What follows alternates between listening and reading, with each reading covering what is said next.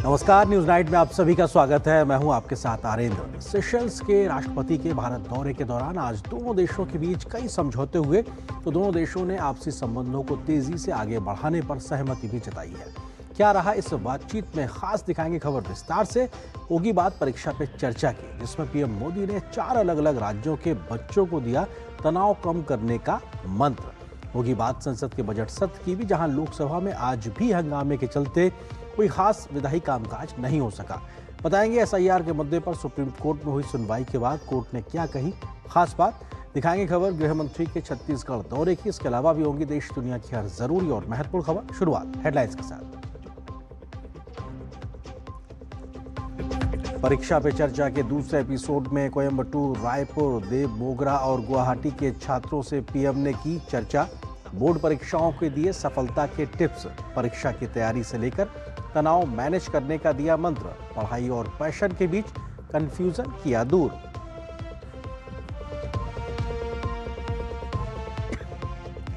Bharat Seychelles की साझेदारी को नई ऊंचाई। स्वास्थ्य महासागर विजन, डिजिटल मिशन समेत विभिन्न क्षेत्रों में कई अहम समझौते।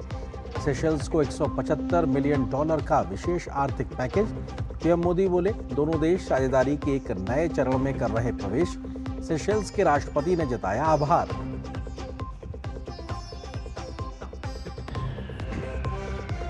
लोकसभा में विपक्ष का लगातार हंगामा, अब तक नहीं हो सका कोई ठोस विधायी काम।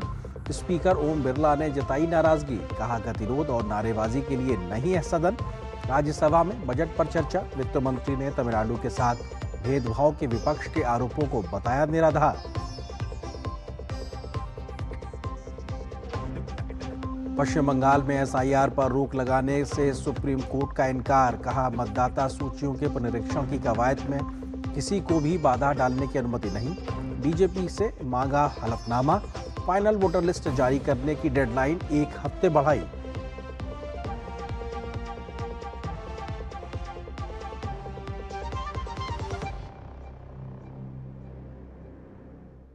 बदल रही बस्तर की तस्वीर, 90% तक नक्सल मुक्त हुआ इलाका। छत्तीसगढ़ में बस्तर पंडुम कार्यक्रम में केंद्रीय गृह मंत्री अमित शाह ने नक्सलियों से आत्मसमर्पण करने का आखिरी बार किया आह्वान।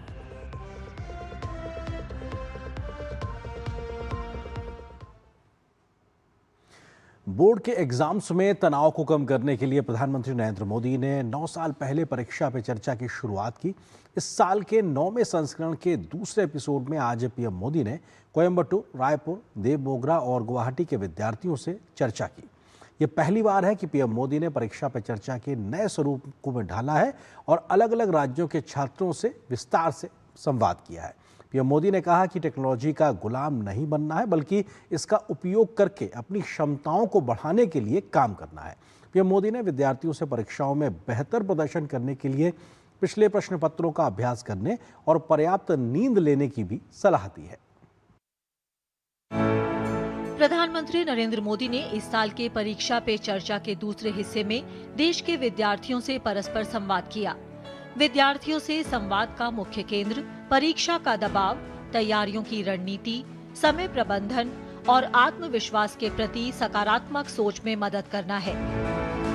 कार्यक्रम के दूसरे हिस्से में प्रधानमंत्री नरेंद्र मोदी ने तमिलनाडु के कोयंबटूर, छत्तीसगढ़ के रायपुर, गुजरात के देवमोगरा और असम के गुवाहाटी से विद्यार्थियों के साथ संवाद किया। पीएम मोदी ने इस मौके पर विद्यार्थियों से अपने विषय पर पकड़ बनाने और खुद से लगातार प्रतियोगिता करने की सलाह दी। आप अच्छा विद्यार्थी बनना है ना, आपको उस विषय पर ग्रिप होनी चाहिए ना, तभी तो अच्छे विद्यार्थी बनोगे। सब्जेक्ट पर ग्रिप कैसे आएगी? एक अच्छा खिलाड़ी कैसे बनता है? निरंतरता बनाए रख, डिसिप्लिन में रहता है, रूटीन में चलता है। सबसे बड़ी बात है वो लगातार कंपटीशन करता रहता है, गिरता है, पटकता है, हारता है, जीतता है, करता है, उसमें से वो खिलाड़ी बनता है। ठीक है। परीक्षा पे चर्चा के इस सत्र में प्रधानमंत्री ने सकारात्मक बने रहने और मानसिक तनाव और दबाव जैसी आम चुनौतियों से निपटने के बारे में उपयोगी सलाह को साझा किया। परीक्षा के लिए सबसे अच्छी चीज होती है कि आप पेपर सॉल्व करने की आदत डालें, लिखने की। ज्यादातर लोग क्या करते हैं, पढ़ते हैं। यस, अगर खुद इस प्रकार से आप प्रैक्टिस करते रहते हैं तो मुझे पक्का विश्वास है कि आपको कभी भी तनाव नहीं आएगा। परीक्षा पे चर्चा के दौरान प्रधानमंत्री नरेंद्र मोदी ने विद्यार्थियों को जिंदगी और नेतृत्व के बारे में भी जरूरी सुझाव प्रदान किए। सपना तो ऐसा होना चाहिए कि मैं एक ऐसी जिंदगी जीना चाहता हूँ, उसके लिए मैं जिंदगी को बनाऊंगा। अगर ये हम करते हैं तो हमें बहुत लाभ होगा।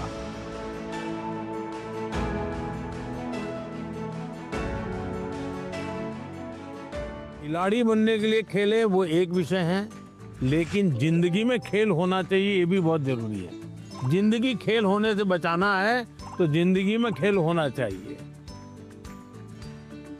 खेलना भी है, खेलूंगा तो खिलूंगा, और पढ़ना भी है ताकि और लोग कहें नहीं कि इसको कुछ पढ़ना उड़ना आता नहीं, इसलिए मैदान में रहता है।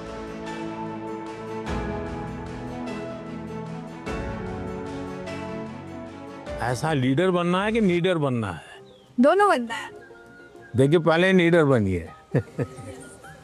जो काम है मन में तय करिए, कोई करे या ना करे मैं करूंगा। जब ये शुरू आ जाएगा, मैं अपने से शुरू करूंगा, तो आप देखिए अपने आप लीडरशिप आना शुरू हो जाएगी। छात्रों की अन्य से तुलना किए जाने को लेकर भी प्रधानमंत्री नरेंद्र मोदी ने अभिभावकों को सीख दी। उन्होंने कहा कि अभिभावकों को तुलना करने से बचना चाहिए। कंपैरिजन से माँ बाप ने बचना चाहिए, और मैं हर माँ बाप से कहता हूँ कि कृपा करके आप परिवार में किसी के सामने उतनी तारीफ न करें ताकि बच्चे की आदत खराब हो जाए। इतनी तारीफ न करें एक बच्चे की कि दूसरे बच्चे को लगे कि देखो हर बार ये तो इसकी बात दुनिया में बताते रहते, मेरी तो बताते नहीं। परिवार में अगर निकट हमसे कोई ज्यादा अच्छा है, हमें मनोमन उसको गुरु मान लेना चाहिए। परीक्षा पे चर्चा कार्यक्रम का उद्देश्य विद्यार्थियों के आत्मविश्वास, सकारात्मक सोच और संपूर्ण नजरिए में बदलाव करना है। इसका मकसद परीक्षा को एक उत्सव के रूप में मनाना है और यह सार्थक भी हो रहा है।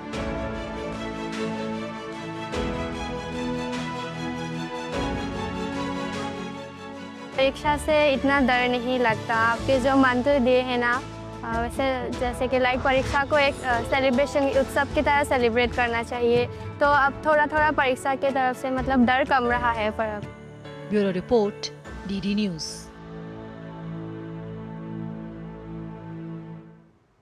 तो परीक्षा पे चर्चा के विषय पर ही हम करेंगे विस्तार से आगे चर्चा भी, और इससे जुड़ा है आज का हमारा विशेष परीक्षा पे चर्चा, तनाव से समाधान की ओर। क्योंकि किस तरीके से बोर्ड के परीक्षार्थियों के तनाव से समाधान की ओर आगे बढ़ने का मंत्र प्रधानमंत्री मोदी खुद छात्रों से संवाद करके देते हैं, और 9वां संस्करण अपने आप में बेहद खास।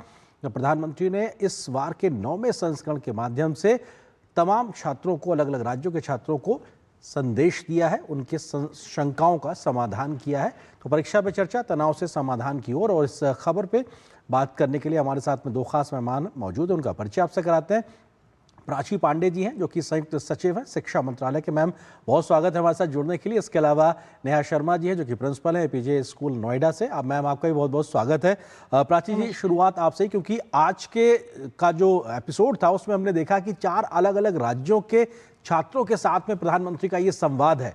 बीते के 8 संस्करण में एक अलग प्रकार का हमने एक प्रयोग देखे थे, और इस बार के इस प्रयोग के पीछे की सोच क्या रही? क्योंकि प्रधानमंत्री ने कहा कि काफी फीडबैक मिले थे अलग अलग राज्यों से जाके बात करने को लेकर, किस तरीके से इसको कॉन्सेप्चुअलाइज किया गया?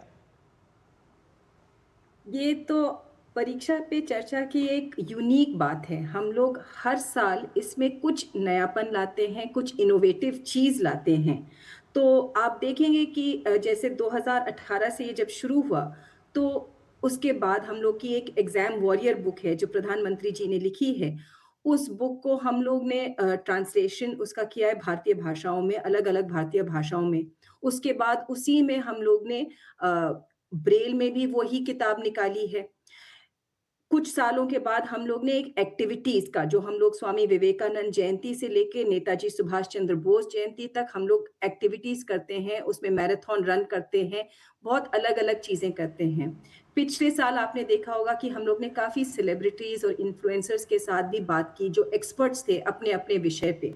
और इस साल हम लोग को ये लगा कि हम लोग इसको और कैसे इंक्लूसिव कर सकते हैं, किस तरीके से और लोगों को जोड़ सकते हैं जिससे कि उनको भी लगे कि ये एक केवल एक कार्यक्रम दिल्ली से सीमित नहीं है लेकिन एक जन आंदोलन है, पूरे राष्ट्र के बच्चों के लिए एक आंदोलन है।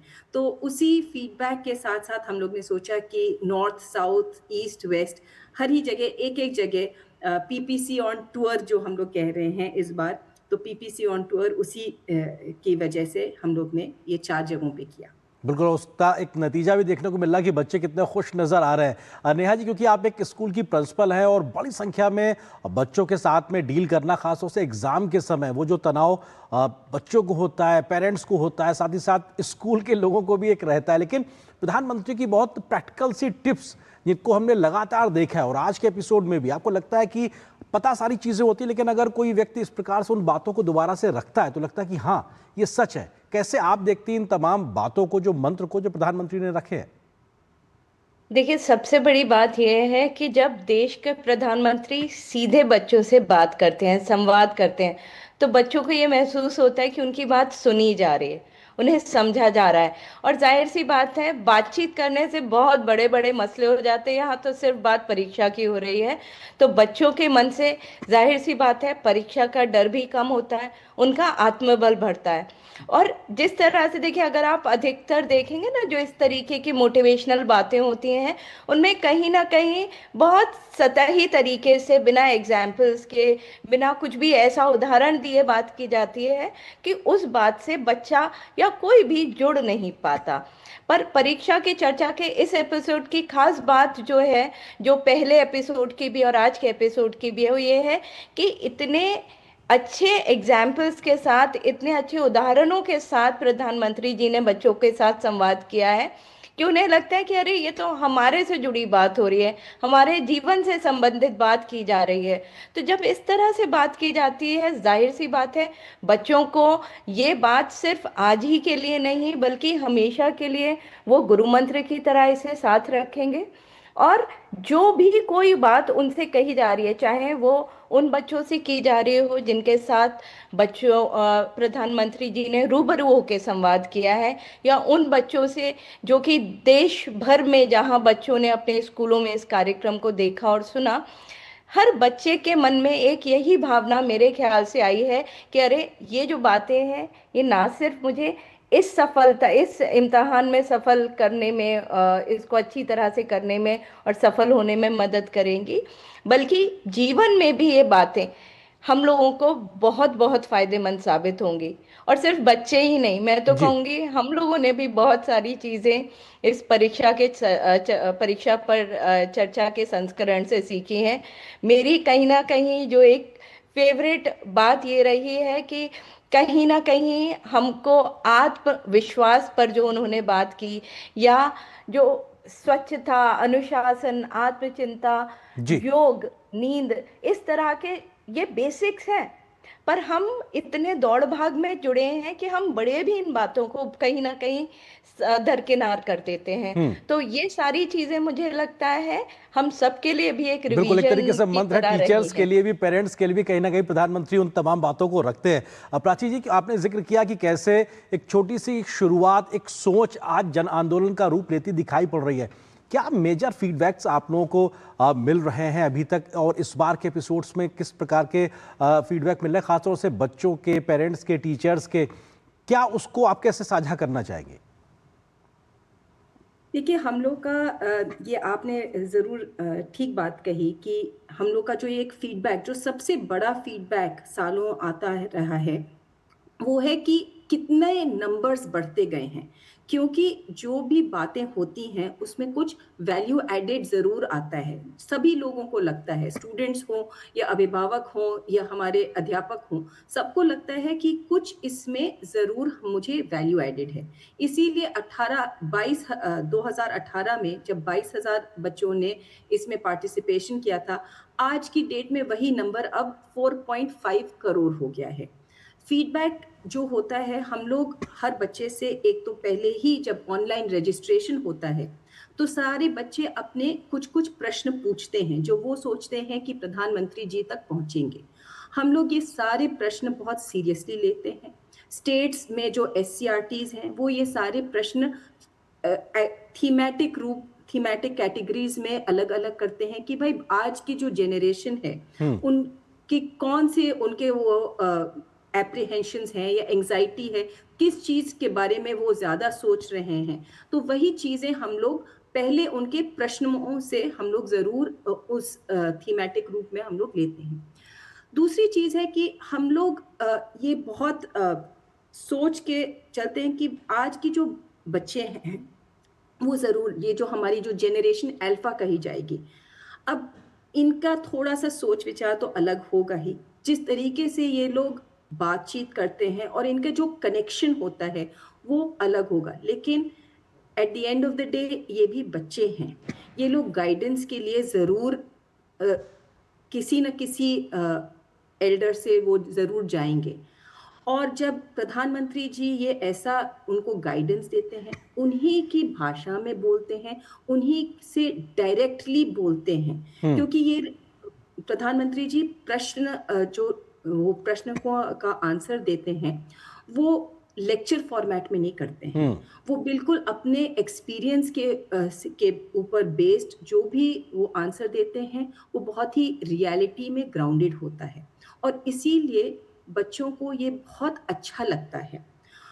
जब हमारे ये पीपीसी इवेंट जब ख़त्म होता है, हम लोग ऐसे ही नहीं उसको छोड़ देते हैं। हम लोग वो जो बच्चों ने बात की है, जो प्रश्न पूछे हैं, उस पे हम लोग और भी सीरियसली उसको देखते हैं, मन के तनाव पे या एग्ज़ाम्स के ऊपर जो भी वो उनके प्रश्न हैं। और जिस तरीके से वो उन्होंने बताया कि स्पोर्ट्स या किसी और चीज़ पे हम लोग को स्ट्रेस देना है, इन सब चीज़ों पे हम लोग अपने भी जो इंटरवेंशंस हैं, उनको भी हम लोग फाइन ट्यून करते हैं। क्योंकि ये मैं कहूँगी ये सबसे महत्वपूर्ण फीडबैक होगा हमारे स्कूल एजुकेशन सिस्टम के लिए, जो हमारा पूरा सिस्टम है, क्योंकि ये कितनी चीज़ों पे बात करते हैं। एग्ज़ाम्स हो या स्ट्रेस हो या करियर गाइडेंस हो या कोई भी लाइफ स्किल्स हो, ये सब के ऊपर बातें चर्चा होती हैं और वो हम सब फीडबैक के तौर पर लेते हैं और हम उसी तरीके से अपने भी जो पॉलिसी और डिसीजंस हैं उनको मॉडिफाई करते हैं। बिल्कुल, बहुत महत्वपूर्ण बात आपने कही। ये फीडबैक कहीं ना कहीं अनकहा सा एक पॉलिसी मेकिंग में भी एक बड़ा रोल प्ले कर रहा है। हालांकि वो एक सहज बातचीत है प्रधानमंत्री और छात्रों के बीच में, लेकिन वो पॉलिसी मेकिंग के लिहाज से भी एक बड़ा पेपर तैयार होता है। नेहा जी, क्योंकि परीक्षा के डर से, तनाव से दूर हटके उसको उत्सव बनाने को लेकर प्रधानमंत्री का फोकस रहता है और वो बातचीत भी जो सहज अंदाज में करते हैं छात्रों के साथ में, और शायद उसका भी एक असर है कि बड़े स्तर पर जो फीडबैक की बात मैं प्राची से कर रहा था, वो छात्रों में समझ में आती है कि साहब इस तनाव से दूर हटके इसको एक उत्सव की तरीके से मनाना है। आपका अपना पर्सनल एक्सपीरियंस बच्चों के साथ बातचीत में प्रधानमंत्री की इस परीक्षा पे चर्चा के संवाद को लेकर? देखिए, यहाँ पर हम ये कहेंगे, जब हमने शुरू में इस परीक्षा पे चर्चा से जुड़े हुए बच्चों को खबर दी कि भाई इस तरह से होना है, तो कहीं ना कहीं उनमें सबसे ज़्यादा एक्साइटमेंट इस बात से था कि प्रधानमंत्री जी बोलेंगे, वो परीक्षा के बारे में क्या बोल सकते हैं, क्योंकि उनके लिए प्रधानमंत्री जी का काम है देश से जुड़ी बड़ी बड़ी नीतियाँ, बड़ी बड़ी चीज़ों के ऊपर चीज़ें अपने काम को करना और आगे देश को एक नई दिशा देना। पर कहीं ना कहीं जिस तरह से साल दर साल ये जिस तरह से हमारे सामने परीक्षा पे चर्चा के नए नए एपिसोड्स आ रहे हैं, साथ में जिस तरह से बच्चों को ये नज़र आ रहा है कि अरे प्रधानमंत्री जी जो हैं हमारे ही जैसे एक बड़ा परिवार जो होता है उसका एक हिस्सा है। क्योंकि कहीं ना कहीं जो बातचीत है, जैसे मैं बात करूंगी, एक बच्चे से हमने आज कार्यक्रम के बाद पूछा, हमने कहा भाई क्या क्या समझ में आया आपको, क्या क्या चीज़ें आपको सबसे अच्छी लगी, तो एक बहुत आराम से बोलते हैं, मैम सबसे अच्छी बात ये लगी कि मुझे खेलना, जो मेरा खेलने को लेके सब लोग मुझसे कहते रहते हैं ना कि खेलना कम करना चाहिए, जी, तो मैं खेलना तो कम नहीं करूंगा पर अपनी पढ़ाई थोड़ी और ज्यादा बढ़ा दूंगा। क्योंकि मोदी जी ने कह क्योंकि दिया खेलोगे तो खिलोगे, कम से कम बच्चों को भी मौका मिल गया है। जी बिल्कुल, तो जी उन्होंने तुरंत इस बात को पकड़ा, क्योंकि खेलने से ज्यादा बच्चे के लिए ज्यादा खुशी देने वाली चीज कोई होती भी नहीं है। साथ में एक जो थोड़ा हमारे और सीनियर बच्चे थे, थोड़ा सा 12th की तरफ वाले बच्चे थे, जी उन्होंने कहीं ना कहीं इस बात को लेकर अपनी बात सामने रखी कि करियर को लेकर जो कंसिस्टेंसी की बात है, डिसिप्लिन की बात है, कि ठीक है, परीक्षा आपकी जिंदगी का एक महत्वपूर्ण, आप कह सकते हैं माइलस्टोन है, पर वो आपकी पूरी जिंदगी नहीं है। इसको आपको सिर्फ एक ऐसे पॉइंट के जैसे लेना है लाइफ में, जी जिसके आगे और भी पड़ाव आएंगे। तो हमारे को निरंतरता रखनी चाहिए, जी एक डिसिप्लिन के साथ हमें आगे आगे बढ़ना है, जी और मेहनत करनी कम नहीं करनी चाहिए। और साथ में उन्होंने ये भी कहा एक बच्चे ने कि मैं घर जाकर मम्मी पापा को भी बोलूंगा कि अब तो पीएम सर भी बोल रहे हैं कि कंपैरिजन मत करो। बिल्कुल, तो बच्चों को ये अब सब आप बातें बड़ा हमारे अट्रैक्ट को, करती हैं कि उनके हिस्से की बात भी प्रधानमंत्री इस मंच से रख देते हैं, तो कम से कम उनको मनोबल बढ़ता है कि अब हम भी कह सकते हैं कि प्रधानमंत्री जी ने भी इस बात का जिक्र किया। फिलहाल वक्त इतनी अनुमति दे रहा, बहुत शुक्रिया आप दोनों मेहमानों का हमारे साथ जुड़ने के लिए, इस महत्वपूर्ण खबर पर विस्तार से बात करने के लिए बहुत शुक्रिया। और यहाँ पर एक छोटे से ब्रेक के लिए रुकते हैं। ब्रेक के उस पार जब वापस आएंगे तो खबर दिखाएंगे भारत सेशल्स के साझेदारी का नया अध्याय, नया चरण। क्या है खबर, विस्तार से नजर छोटे से ब्रेक के बाद।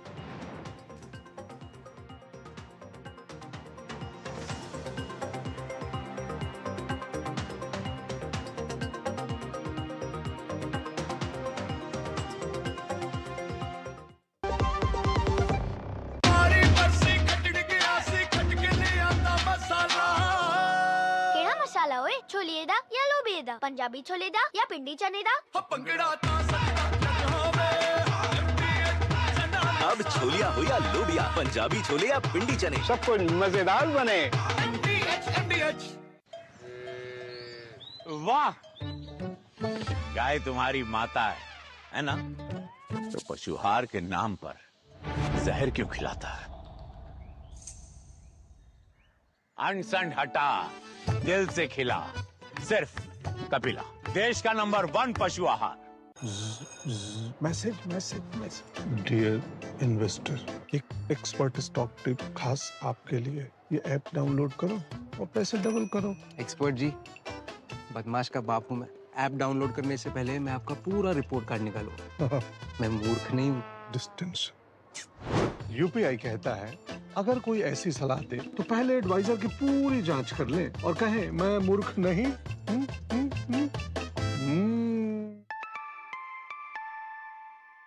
जाइए, आप भी किसी का टेस्ट लीजिए। मेरी पसंद, मेरी पसंद, मेरी पसंद, मेरी पसंद, हमारी पसंद। हम सबकी पसंद। मजबूत देश का मजबूत सरिया हो गया स्टील। माननीय प्रधानमंत्री जी के नेतृत्व में आज एमएसएमई सेक्टर को मिल रहा है टेक्निकल अपग्रेडेशन के लिए वित्तीय सहायता का रास्ता। एमएसएमई के उद्यम से ही आत्मनिर्भर भारत अभियान को सिद्धि मिलेगी। नेशनल SC/ST हब की scheme special credit linked capital subsidy scheme के तहत SC/ST वर्ग के सूक्ष्म और लघु उद्यमियों को प्लांट, मशीनरी या इक्विपमेंट्स की खरीद के लिए लिए गए लोन पर 25% या 25 लाख रुपए तक की सब्सिडी का प्रावधान है। आज कितने ही मौजूदा और उभरते SC/ST वर्ग के उद्यमी इन कई सब स्कीम से लाभान्वित हो रहे हैं। आप भी इस योजना का लाभ उठाइए। अधिक जानकारी के लिए www.scstHub.in पर जाएं। संडे को भी लैपटॉप पे लगे हो? अरे काम वाम छोड़ो, लाइफ में थोड़ा इंटरेस्ट लो। आपके लिए रिक्लाइनर चेयर ऑर्डर कर रहा हूँ। ये देखो। अरे इतनी महंगी चेयर क्यों ले रहा है? आप ही कहते हो लाइफ में ज्यादा इंटरेस्ट लो। अब जब ज्यादा इंटरेस्ट मिल रहा है तो कहीं खर्चने तो दो। ज्यादा इंटरेस्ट? स्टेबल मनी पे घर बैठे एफडी कराएं और पाएं 1% तक इंटरेस्ट। स्टेबल मनी, इंडिया का FD booking app, download now. Seychelles के राष्ट्रपति भारत दौरे पर हैं। आज प्रधानमंत्री मोदी के साथ दोनों देशों के नेताओं की हुई मुलाकात में कई क्षेत्रों में समझौते हुए तो कई मुद्दों पर आपसी सहमति भी बनी है। स्वास्थ्य, डिजिटल, मौसम विज्ञान, संस्कृति, समुद्री विज्ञान, फूड और शासन के क्षेत्र में सहमति पत्रों पर आदान प्रदान हुआ है। तो दोनों देश ने लोकल करेंसी में व्यापार बढ़ाने और डिजिटल सॉल्यूशंस में सहयोग को विस्तार देने पर भी सहमति जताई है। भारत ने सेशल्स को $175 मिलियन के स्पेशल पैकेज देने की घोषणा भी की है। प्रधानमंत्री नरेंद्र मोदी और सेशल्स के राष्ट्रपति डॉक्टर पैट्रिक हरमिनी की मुलाकात में द्विपक्षीय सहयोग से जुड़े कई फैसले हुए। प्रतिनिधिमंडल स्तर की वार्ता के बाद स्वास्थ्य, डिजिटल, मौसम विज्ञान, संस्कृति, समुद्री विज्ञान, फूड और शासन जैसे क्षेत्रों में सहमति पत्रों का आदान प्रदान हुआ। तय हुआ कि दोनों देश लोकल करेंसी में व्यापार बढ़ाएंगे, डिजिटल सॉल्यूशंस में सहयोग को विस्तार देंगे। हम $175 मिलियन के स्पेशल इकोनॉमिक पैकेज की घोषणा करने जा रहे हैं। यह पैकेज सोशल हाउसिंग, ई मोबिलिटी, वोकेशनल ट्रेनिंग, स्वास्थ्य, रक्षा और मैरीटाइम सिक्योरिटी जैसे क्षेत्रों में ठोस परियोजनाओं को सपोर्ट देगा। सेशल्स के लोक सेवकों को भारत में प्रशिक्षण के लिए भी सहमति पत्र पर हस्ताक्षर हुए। डिजिटल ट्रांसफॉर्मेशन के लिए भारत अपने सफल अनुभव सेशल्स के साथ साझा करेगा। किफायती और क्वालिटी मेडिसिन की सप्लाई, मेडिकल टूरिज्म और हेल्थ इंफ्रास्ट्रक्चर के विकास में हम सेशल्स के साथ मिलकर आगे बढ़ेंगे। ऊर्जा और जलवायु के क्षेत्र में हमारा सहयोग सस्टेनेबल डेवलपमेंट की साझा प्रतिबद्धता से प्रेरित है। हम रिन्यूएबल एनर्जी, रेजिलियंस और क्लाइमेट एडेप्टिविटी सॉल्यूशंस पर अपने सहयोग को और विस्तार देंगे। दोनों देश पर्यटन, शिक्षा, संस्कृति और खेल के माध्यम से संबंधों को और सशक्त बनाने पर भी सहमत हुए। साथ ही भारत सेशल्स साझा विजन भी जारी किया गया। ये विजन आने वाले वर्षों में द्विपक्षीय सहयोग को नई ऊंचाई पर ले जाने का रोड मैप बनेगा। मैरीटाइम नेबर्स के रूप में ब्लू इकोनॉमी हमारे लिए एक स्वाभाविक सहयोग का क्षेत्र है। हम marine research, capacity building, data sharing जैसे क्षेत्रों में भारत की विशेषज्ञता सेशल्स के साथ साझा करेंगे। रक्षा सहयोग और मैरीटाइम सुरक्षा हमारी साझेदारी के महत्वपूर्ण स्तंभ है। सेशल्स के राष्ट्रपति ने भारत के साथ रिश्तों की अहमियत का जिक्र किया। कहा, हिंद महासागर के देशों के तौर पर समुद्री सुरक्षा और क्षेत्रीय स्थिरता दोनों देशों के संबंधों के लिए बहुत जरूरी है। Cooperation in the maritime and scientific domain was reinforced through the signing of the Memorandum of Understanding on Technical Cooperation in Ocean Observation, Ocean Services, Capacity Building, Data Sharing, and Marine Scientific Research. This instrument reflects our shared interests in advancing marine science, strengthening technical and analytical capabilities, and support evidence-based ocean governance in the Indian Ocean. Seychelles Bharat का समुद्री पड़ोसी, विश्वसनीय साझेदार और महासागर vision का अभिन्न अंग है। Bureau report, DD news. और यहाँ पर एक छोटे से ब्रेक के लिए रुकते हैं। ब्रेक के उस पार वापस आएंगे तो खबर दिखाएंगे संसद की। और संसद में खबर ये कि आखिर कब थमेगा हंगामा, क्योंकि लोकसभा में आज भी हंगामे के चलते कामकाज नहीं हुआ। इस खबर पर विस्तार से नजर छोटे से ब्रेक के बाद।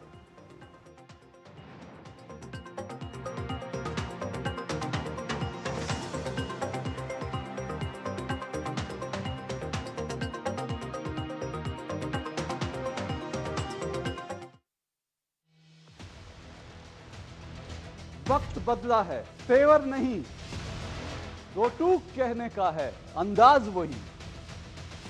न फेक एजेंडा की बिसात, न झूठ का जाल, सिर्फ तथ्य, तर्क और तीखे सवाल। देखिए मेरे साथ दो टूक, सोमवार से शुक्रवार रात 10 बजे सिर्फ डीडी न्यूज पर।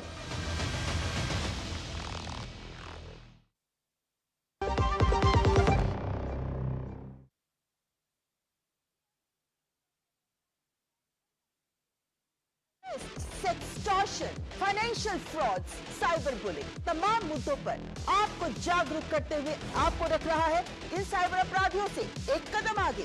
देखिए मेरे साथ साइबर अलर्ट हर शनिवार रात 10 बजे सिर्फ डीडी न्यूज पर। और बात संसद की। संसद में आज भी हंगामा और शोर शराबा देखने को मिला, जिसके चलते लोकसभा में विधायी कामकाज लगभग ना के बराबर हो पाया, तो पक्ष विपक्ष के बीच जमकर तकरार भी देखने को मिली। लोकसभा अध्यक्ष ने सदन को चलाने के लिए फ्लोर लीडर्स के साथ संवाद स्थापित किया है। इसके बाद विपक्षी नेताओं के तेवर थोड़े नरम पड़ते दिखाई पड़ रहे हैं। इस बीच राज्यसभा में बजट पर चर्चा शुरू हो चुकी है, जिसके पक्ष और विपक्ष के नेताओं ने अपनी अपनी बातें रखी हैं। तमिलनाडु के साथ बजट में भेदभाव के आरोप को वित्त मंत्री ने सिरे से खारिज किया और बजट के प्रावधानों में तमिलनाडु के लोगों को क्या कुछ दिया गया है, इस पर विस्तार से बात सदन में रखी। अंडर 19 विश्व कप 2026 जीतने पर भारतीय अंडर 19 क्रिकेट टीम को बधाई देने के बाद लोकसभा स्पीकर ओम बिरला ने जो ही सदन चलाने की कोशिश की, कांग्रेस और टीएमसी के सांसदों ने हंगामा शुरू कर दिया। लोकसभा अध्यक्ष ने सदन की गरिमा बनाए रखने की अपील की और कहा कि प्रश्नकाल के दौरान अन्य सदस्यों को भी बोलने का अवसर मिलना चाहिए, लेकिन विपक्षी सदस्यों पर उनकी बातों का कोई असर नहीं हुआ। हंगामे की वजह से पहले 2 बजे तक और फिर दिन भर के लिए लोकसभा की कार्यवाही स्थगित करनी पड़ी। मेरा आग्रह है कि आप सदन को बाधित नहीं करें। आपको कोई विषय पर चर्चा करनी हो, बातचीत करनी हो तो निश्चित रूप से तर्क करेंगे, लेकिन सदन नियोजित तरीके से गतिरोध और नारेबाजी के लिए नहीं है। हंगामे पर सत्ता पक्ष और विपक्ष दोनों आमने सामने हैं। दोनों के अपने अपने तर्क हैं। हम तो हमेशा आपसे बातचीत करने के लिए तैयार रहते हैं, हमारा कोई प्रॉब्लम नहीं है, लेकिन आप लोग कुछ ऐसा काम मत कीजिए जिससे सदन का गरिमा गिरे, ये हमारा अनुरोध है। Honestly, it's very sad like this. We just go in the house and we come out. Our leader of opposition is not allowed to speak even for 1 minute. It's ridiculous. This is not democracy. इधर राज्यसभा में budget पर चर्चा शुरू हुई। चर्चा की शुरुआत देश के पूर्व वित्त मंत्री पी चिदम्बरम ने किया, जबकि बीजेपी की तरफ से अरुण सिंह ने चर्चा में शिरकत की। वित्त मंत्री निर्मला सीतारमण ने चर्चा में हस्तक्षेप किया। One thing stood out for me, sir. Tamil Nadu has no new projects given. Absolutely wrong. I'll just count at the tip of my finger 4 things readily. What is the rare earth corridor? Is it not going to Tamil Nadu? Yes. Every district to get 1 girls' hostel is not for Tamil Nadu. Fishermen getting a benefit to go into the deep sea and also their products to be treated as an export if they go from the high sea to any other destination is not going to benefit Tamil Nadu. The coconut scheme is not going to benefit farmers in Tamil Nadu who are keeping coconut trees. Sir. This government has cut capital expenditure. In the year that ended 25-26, they have cut capital expenditure by a whopping 1,44,376 crore. The centre has cut its capital expenditure by 25,335 crore. Lok Sabha से निलंबित सांसदों का मकरद्वार पर धरना प्रदर्शन जारी रहा। विपक्ष के लगातार हंगामे की वजह से बजट पर लोकसभा में चर्चा शुरू नहीं हो सकी है और लोकसभा में अब तक कोई ठोस विधायी कार्य नहीं हो सका है। ऋषि कुमार और अनुज यादव के साथ राजेश राज, डीडी न्यूज, दिल्ली। यहाँ पर एक और छोटे से ब्रेक के लिए रुकते हैं। ब्रेक के उस पार वापस आएंगे तो खबर दिखाएंगे पश्चिम बंगाल में SIR का मामला, सुप्रीम कोर्ट के सख्त रुख, क्या कुछ और उसने टिप्पणी की है, इस खबर पर विस्तार से नजर छोटे से ब्रेक के बाद।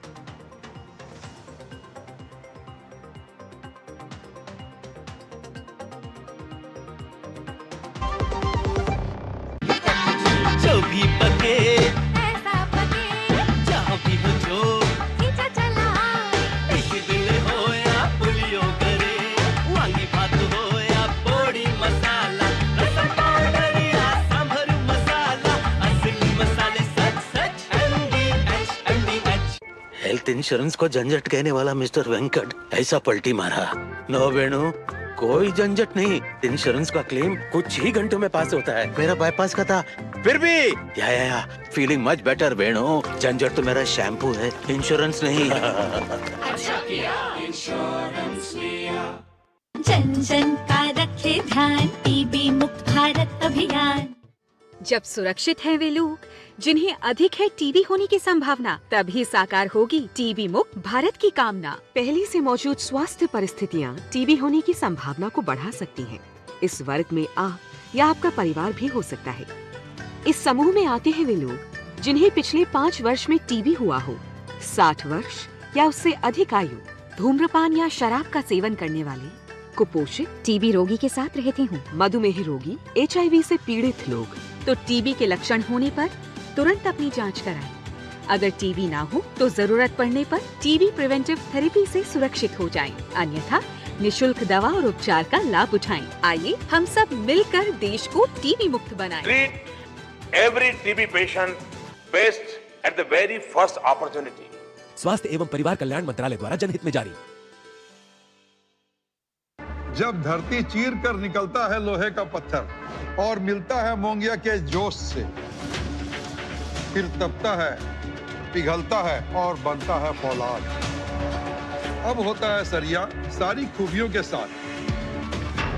मोंगिया स्टील, मजबूत देश का मजबूत सरिया।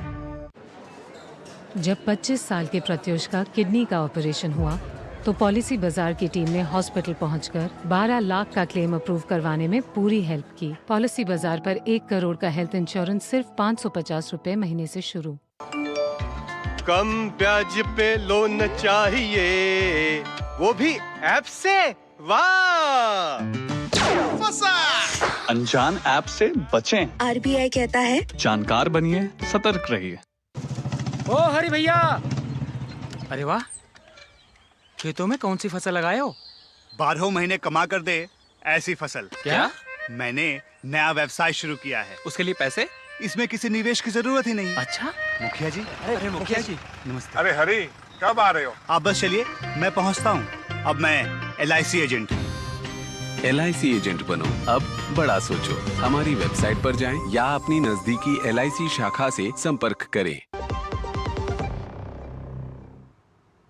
और बात SIR की। उच्चतम न्यायालय ने आज कहा है कि वह मतदाता सूचियों के विशेष गहन पुनरीक्षण यानी SIR में किसी को भी बाधा डालने की अनुमति नहीं देगा। कोर्ट ने बिना किसी शक के SIR को सही ठहराया और कोई भी रोक लगाने से इसको इनकार कर दिया है, किसी प्रकार की रोक लगाने से इनकार किया है, जिससे चुनाव आयोग के कानूनी अधिकार को मजबूती मिली है। पश्चिम बंगाल सरकार की याचिका पर सुप्रीम कोर्ट की टिप्पणियां ममता बनर्जी के लिए एक बड़ा झटका माना जा रहा है।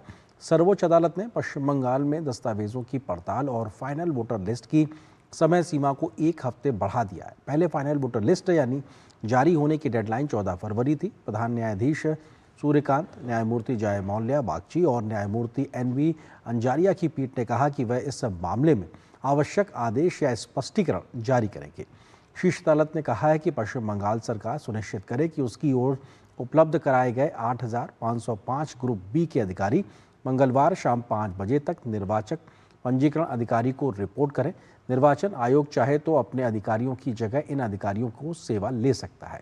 कोर्ट ने साफ कर दिया है कि माइक्रो ऑब्जर्वर्स अपनी सहायक भूमिका में बने रहेंगे और EROs को राजनीतिक सुविधा के बजाय कानून के अनुसार ही फैसले लेने होंगे। वोटर लिस्ट पर अंतिम फैसला ERO ही लेंगे। चुनाव आयोग की ओर से कोर्ट को शिकायत की गई कि ऑब्जेक्शन फॉर्म जलाने वाले लोगों के खिलाफ कोई भी FIR दर्ज नहीं की गई है। कोर्ट ने इस पर राज्य के DGP को कारण बताओ नोटिस जारी किया। कोर्ट ने कहा कि DGP हलफनामा दाखिल करें। पश्चिम बंगाल में ममता बनर्जी की सरकार लगातार सवालों के घेरे में है। कानून व्यवस्था के मोर्चे पर बंगाल में आए दिन ऐसी घटनाएं हो रही हैं, इसके चलते ममता दीदी की सरकार की नीयत पर विपक्षी दल सवाल खड़े कर रहे हैं। बीते 24 घंटे में ही कई ऐसी वारदातें हुई जिसमें TMC के नेताओं की संलिप्तता की बात सामने आई तो BJP ने ममता सरकार पर तुष्टीकरण का आरोप लगाया है। एक तरफ पश्चिम बंगाल में चुनाव की तैयारियों को लेकर बवाल जारी है तो वहीं कानून व्यवस्था दिन पर दिन लचर होती जा रही है। ताजा मामला उत्तर 24 परगना जिले के बैरकपुर का है, जहां तृणमूल कांग्रेस के पार्षद रविंद्रनाथ भट्टाचार्य ने एक 81 वर्षीय बुजुर्ग तुलसी अधिकारी को इतनी बुरी तरह पीटा कि उनकी मौत हो गई। बुजुर्ग का कसूर सिर्फ इतना था कि वो अपने घर के सामने हो रहे अवैध निर्माण का विरोध कर रहे थे।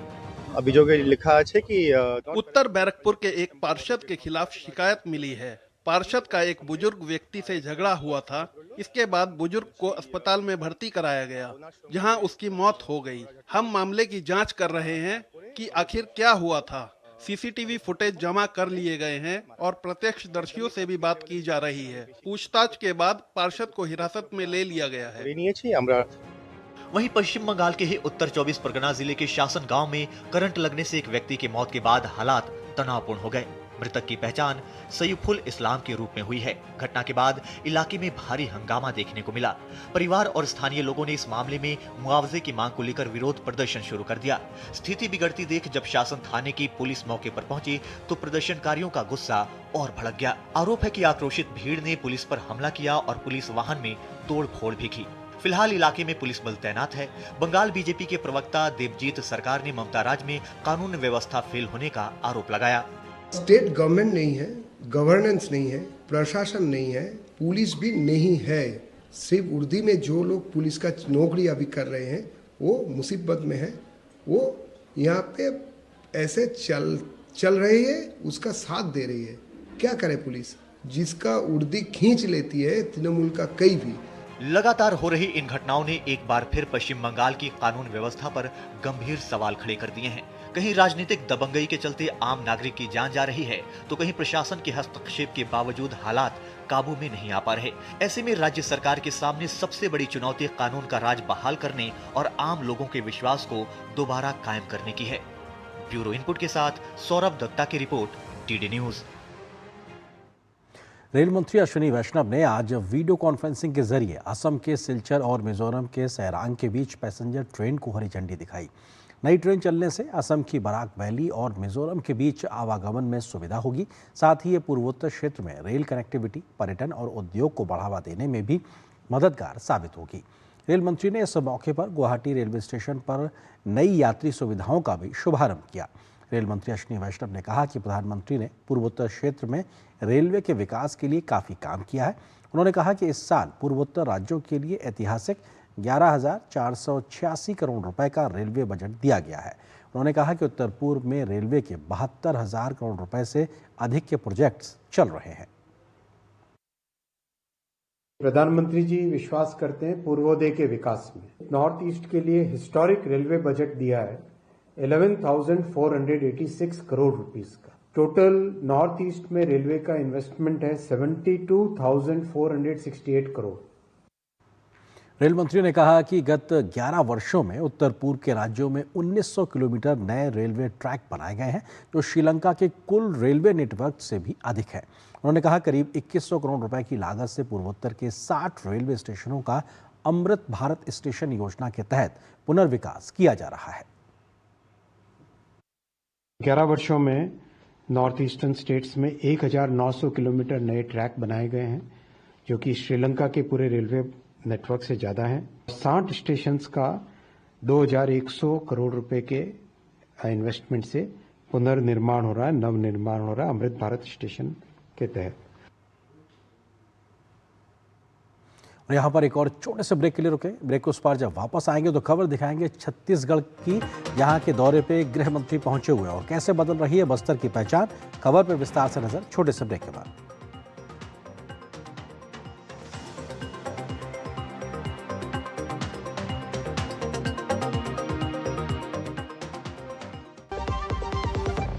सब तो आ गए, रो क्यों रही है? सब तो आ गए, लेकिन स्वाद नहीं आया। अब आया असली स्वाद। हाँ, अब आया स्वाद। जब स्वाद के बड़े हों लाले तो MDH का चंकी चाट मसाला डालें। MDH का Chunky chaat masala. MDH। Message. Dear investor, एक एक्सपर्ट स्टॉक टिप खास आपके लिए। ये ऐप डाउनलोड करो और पैसे डबल करो। एक्सपर्ट जी, बदमाश का बाप हूँ मैं। ऐप डाउनलोड करने से पहले मैं आपका पूरा रिपोर्ट कार्ड निकालूं। मैं मूर्ख नहीं हूँ। डिस्टेंस। UPI कहता है अगर कोई ऐसी सलाह दे तो पहले एडवाइजर की पूरी जांच कर ले और कहे मैं मूर्ख नहीं।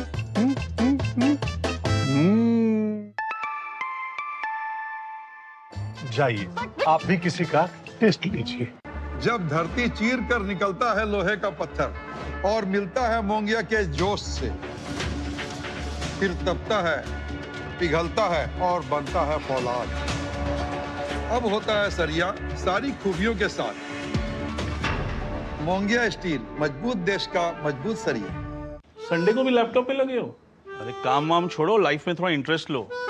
आपके लिए रिक्लाइनर चेयर ऑर्डर कर रहा हूँ, ये देखो। अरे इतनी महंगी चेयर क्यों ले रहा है?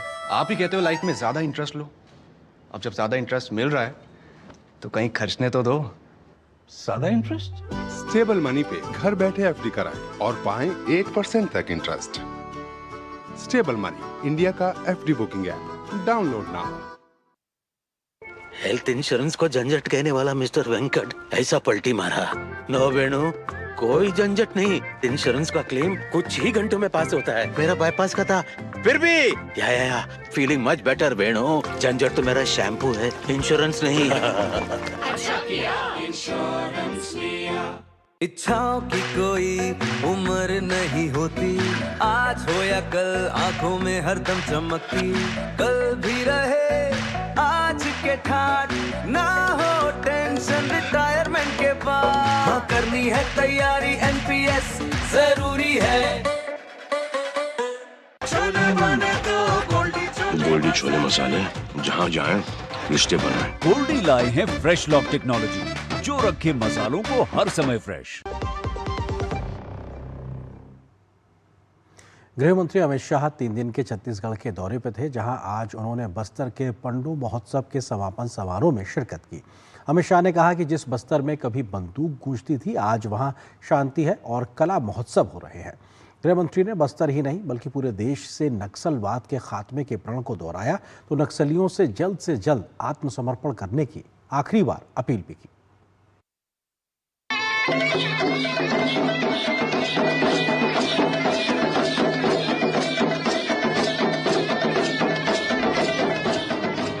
बस्तर की पहचान अब बदलने वाली है। यहाँ अब बारूद की जगह आदिवासियों के विकास की बात होगी। बंदूक नहीं बल्कि शिक्षा की बात होगी, क्योंकि बस्तर की संस्कृति को वैश्विक पहचान दिलाने का संकल्प खुद गृह मंत्री अमित शाह ने लिया है। जगदलपुर में बस्तर मंडू महोत्सव के समापन के दौरान गृह मंत्री ने नक्सलियों से फाइनल अपील की है। मैं आज फिर से एक बार, कई बार कर आया हूं, मगर आज फिर से एक बार कहता हूं कि अभी भी जो बचे कुछ लोग हैं वो हथियार डाल दे। सरकार आपकी सभी प्रकार की चिंता करेगी, सम्मान के साथ आपका पुनर्वसन किया जाए। बस्तर को नक्सल मुक्त कराने के लिए गृह मंत्री अमित शाह ने 31 मार्च 2026 की डेडलाइन तय की है। यही वजह है कि वो नक्सलियों से अपील तो कर ही रहे हैं, साथ ही चेतावनी भी दे रहे हैं। जो आदिवासी गांवों में गोली चलाएंगे, आईडी लगाएंगे, खेतों में, रोड पर, स्कूलों को जलाएंगे, मोबाइल टावर बंद कर देंगे, अस्पताल जला देंगे, उनको भी कहना चाहता हूं कि आप बक्से नहीं जाओगे। हाथ में हथियार है तो उसका जवाब हथियार से दिया जाए। केंद्र और राज्य सरकार नक्सल मुक्त देश बनाने की दिशा में तेजी से काम कर रही है। इसी क्रम में आए दिन माओवादी आत्मसमर्पण कर मुख्य धारा से जुड़ रहे हैं। जगदलपुर में गृह मंत्री ने साफ कर दिया कि अभी बस्तर का लगभग 90% क्षेत्र नक्सल प्रभाव से मुक्त हो चुका है और मार्च खत्म होते होते ये आंकड़ा 100% का होगा। मैं वो सभी जवानों को बस्तर के आदिवासियों की ओर से बहुत बहुत धन्यवाद, और जो दिवंगत हुए उनके परिवारजनों को भी हमारा बहुत बहुत धन्यवाद प्रेषित करता हूं और विश्वास व्यक्त करता हूं कि तय समय मर्यादा में ही बस्तर नक्सल मुक्त हो जाएगा। इसमें किसी ने संशय रखने की जरूरत नहीं है। नक्सलवाद के खात्मे के साथ साथ केंद्र सरकार ने बस्तर के विकास का रोड मैप भी तैयार कर लिया है, जिसमें पर्यटन को बढ़ावा देने का प्लान है, जिससे स्थानीय रोजगार के नए अवसर खुलेंगे। साथ ही बस्तर में 118 एकड़ में नया औद्योगिक क्षेत्र का विकास होगा। रेल और सड़क परियोजनाओं पर तेजी लाई जाएगी, जिससे बस्तर में कर्फ्यू नहीं बल्कि उत्सव और विकास का माहौल बनेगा। बस्तर मंडू महोत्सव की ये तस्वीरें बताने के लिए काफी हैं कि बस्तर लाल आतंक के साए से निकलकर अब विकास के पथ पर आगे बढ़ने को तैयार है। यहाँ के आदिवासी भी चाहते हैं कि उनके बच्चे बढ़ें, उन्हें रोजगार मिले और वो भी मुख्य धारा से जुड़ें। ऐसे में बस्तर की संस्कृति और यहाँ के लोगों को उनका अधिकार दिलाने के लिए केंद्र सरकार संकल्पबद्ध है। Bureau report, DD news. और यहाँ पर एक और छोटे से ब्रेक ले रुकते हैं।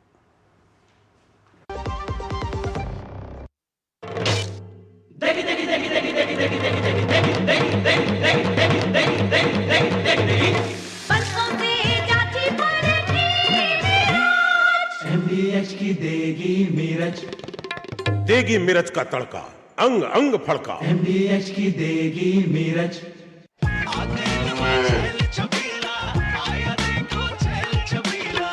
एक कपिला, अरे भाई सब एक ही जैसा होता है। ये लो साधारण पशु आहार।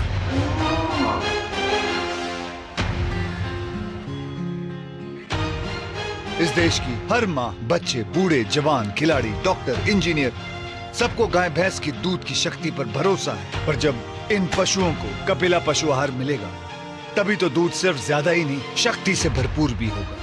और ये सच जानते हुए चंद पैसों के लिए तुम देश का भरोसा तोड़ दो। माफ कीजिए। कपिला पशु आहार, देश का नंबर 1 पशु आहार।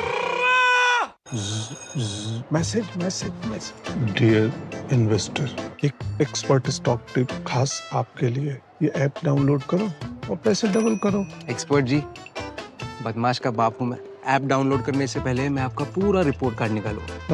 मैं मूर्ख नहीं हूँ। डिस्टेंस।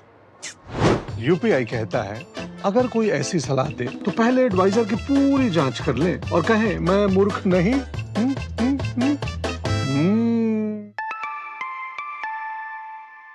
जाइए आप भी किसी का टेस्ट लीजिए। जब घर का कमाने वाला चला जाता है तो वक्त के साथ शायद उसके जाने का दुख कम हो जाए, लेकिन एक मिडिल क्लास फैमिली फाइनेंशियली टूट जाती है। फैमिली के लिए अपना फर्ज निभाओ। पॉलिसी बाजार पर 2 करोड़ का टर्म लाइफ इंश्योरेंस सिर्फ 700 रुपए महीने से शुरू।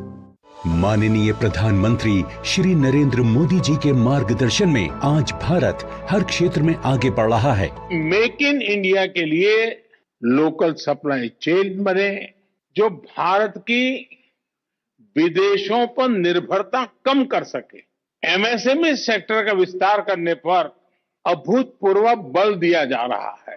माननीय प्रधानमंत्री जी के कुशल नेतृत्व में भारत सरकार द्वारा 2016 में शुरू किया गया नेशनल SC/ST हब, जो SC/ST वर्ग के उद्यमियों को वित्तीय, व्यावसायिक और तकनीकी सहायता देकर समावेशी विकास को बढ़ावा दे रहा है। आज कितने ही मौजूदा और उभरते SC/ST वर्ग के उद्यमी इन कई सब स्कीम से लाभान्वित हो रहे हैं।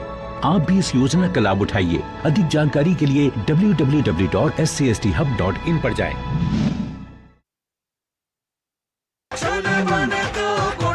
गोल्डी छोले मसाले, जहाँ जाए रिश्ते बनाए। गोल्डी लाए हैं फ्रेश लॉक टेक्नोलॉजी, जो रखे मसालों को हर समय फ्रेश। उत्तर प्रदेश के नोएडा स्थित वीवी गिरी राष्ट्रीय श्रम संस्थान द्वारा किए गए सर्वे में 4 नई श्रम संहिताओं को लेकर श्रमिकों और नियोक्ताओं दोनों के बीच व्यापक समर्थन और सकारात्मक रुझान सामने आए हैं। श्रम संहिताओं का कार्यान्वयन, एक धारणा आधारित विश्लेषण शीर्षक वाली इस अध्ययन रिपोर्ट में इस बात को कहा गया है कि श्रम संहिताएं श्रमिकों को संरक्षण देने के साथ ही साथ उनकी आय बढ़ाने में भी कारगर साबित होंगी। सर्वे के अनुसार श्रमिकों और नियोक्ताओं का मानना है कि श्रम संहिताओं से जीवन में सुगमता, व्यवसाय करने में आसानी, सामाजिक सुरक्षा का विस्तार, श्रम संबंधों का आधुनिकीकरण और अनुपालन प्रक्रियाओं का सरलीकरण होगा। श्रम संहिताओं को लेकर श्रमिकों और नियोक्ताओं की क्या राय है, आइए इस पर भी एक नज़र डालते हैं। सर्वे की रूपरेखा इस प्रकार रही है कि नोएडा स्थित वीवी गिरी राष्ट्रीय श्रम संस्थान ने सर्वे किया तो श्रमिकों ने साक्षात्कार और समूह चर्चा के जरिए इसकी राय सामने रखी है। उद्योग संघों, वाणिज्य मंडलों, MSME, बड़े उद्योग समूह से इस पर राय ली गई है। श्रम संहिताओं की जानकारी, समझ और कार्यान्वयन का आकलन किया गया है। सर्वे में श्रमिकों की राय सामने आई है, जिसमें लिखा गया है कि नई श्रम संहिताओं से 60% श्रमिकों का कार्य परिस्थितियों में सुधार की उम्मीद है। 63% श्रमिकों को कार्य घंटों के बेहतर नियमन की उम्मीद है। 60% को विश्राम अवधि व अवकाश की प्रथाओं में सुधार की उम्मीद है।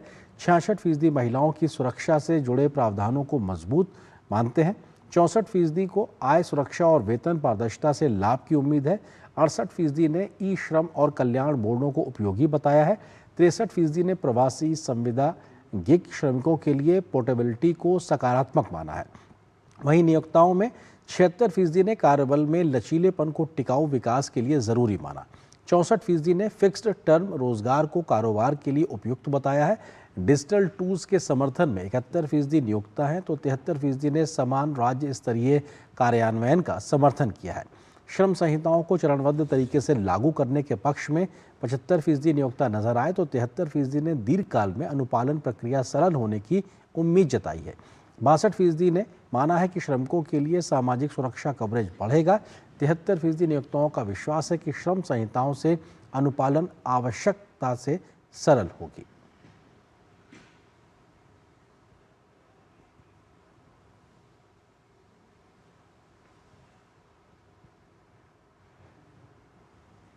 तो इस खबर के साथ न्यूज नाइट के आज के अंक में बस इतना ही। नमस्कार।